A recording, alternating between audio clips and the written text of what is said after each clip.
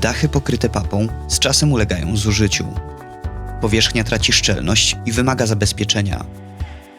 W tym materiale pokazujemy proces renowacji dachu bez usuwania istniejącego pokrycia. Pierwszym etapem jest przygotowanie podłoża. Usuwane są zabrudzenia oraz luźne elementy. Podłoże powinno być czyste, suche i w pełni stabilne.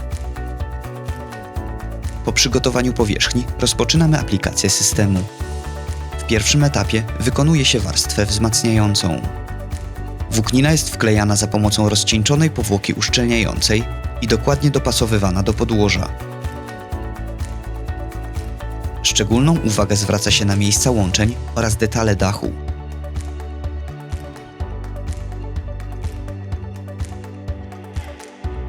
Po wyschnięciu warstwy wzmacniającej nakłada się kolejne, nierozcieńczone warstwy powłoki uszczelniającej. Materiał rozprowadza się równomiernie na całej powierzchni dachu.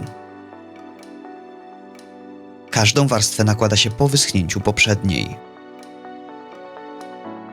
Po pełnym utwardzeniu powłoka tworzy szczelną i elastyczną warstwę ochronną. Szczegółowe omówienie materiałów, wariantów wykonania oraz parametrów technicznych pokazujemy w pełnym materiale. Odpowiednie linki znajdziesz w opisie filmu.